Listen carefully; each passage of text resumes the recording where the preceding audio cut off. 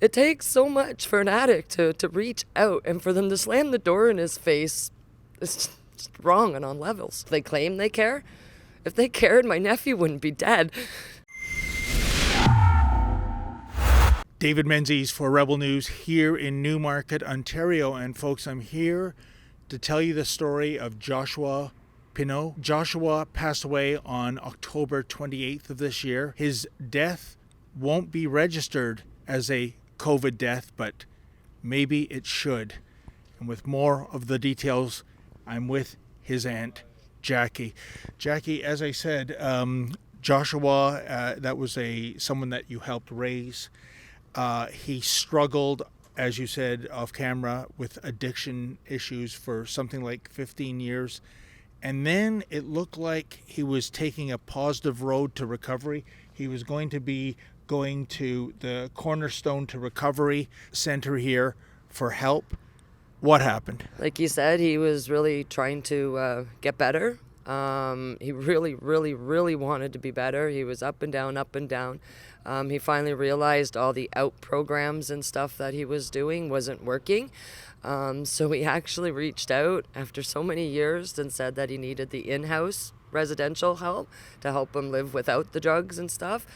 The money was there, the bed was available, everything was all set. And then the question was asked if he was vaccinated, and his response obviously was no. So they slammed the door in his face. A couple weeks later, he relapsed and overdosed on the fentanyl.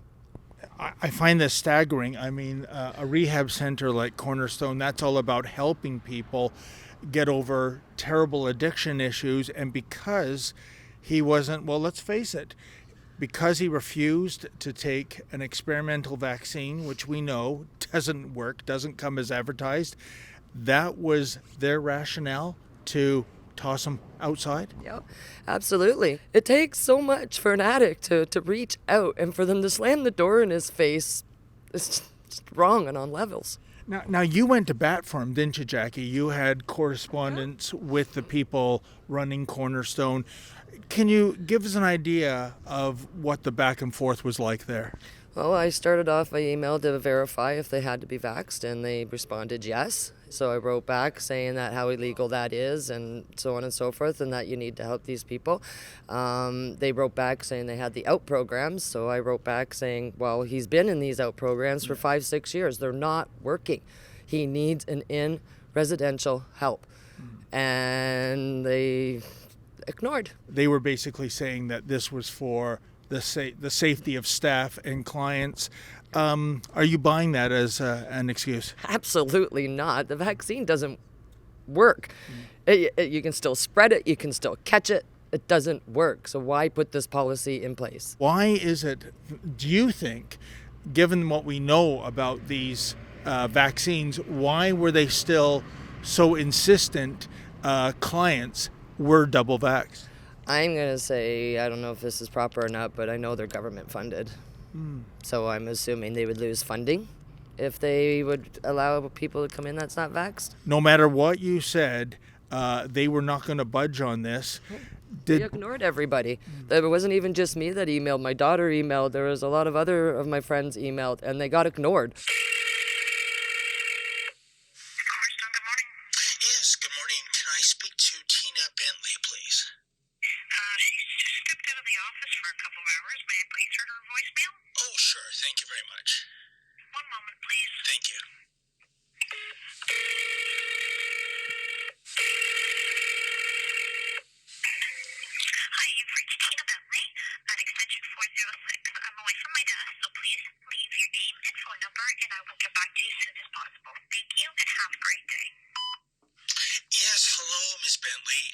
David Menzies calling from Rebel News. I hope you're doing well. I was just wondering if you could give me a call back. It's in regard to Joshua Pineau. I'm just trying to reach out to somebody. Hopefully you're the right person at Cornerstone Recovery to speak about his case. So again, David Menzies, Rebel News. Thank you so much. Bye-bye. Well, I mean, it seems like a lack of caring, a lack of empathy on their part to really the kind of people that really are in need of so much caring and empathy. Absolutely. They claim they care. If they cared, my nephew wouldn't be dead. I'm so sorry for your loss. Jackie, are they aware of your nephew's passing? Yeah, I kind of sent an email. And their No response? Has the thought of litigation crossed your mind? I do want to do something. I haven't decided exactly which revenue we're going to go yet, but they need to be held accountable for my nephew's death, and this policy needs to be removed so no one else dies.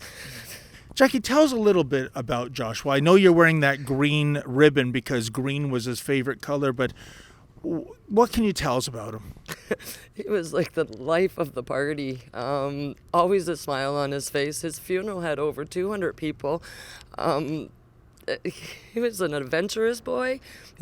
Bungee jumping, mountain climbing. He was just so full of life. He was spiritual.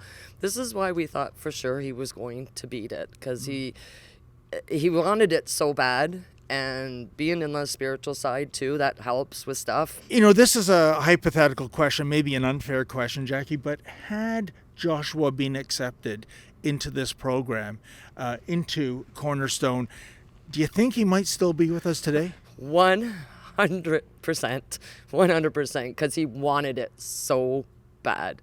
So bad. He just needed that help to show him how to do it properly. For someone to tell us what to throw into our bodies is like wrong on all levels. And you know what? If I do the litigation part or whatever, there's no money that's ever going to bring my nephew back. I just want the policy gone so no one else suffers. Joshua's death will not go into the books as a COVID death, but you know, it really should, for all the wrong reasons. For Rebel News, I'm David the Menzoid Menzies.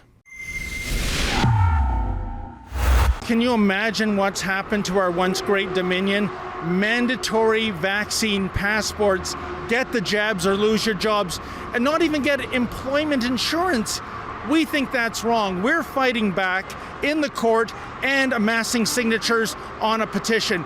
Please go to fightvaccinepassports.com. That's fightvaccinepassports.com.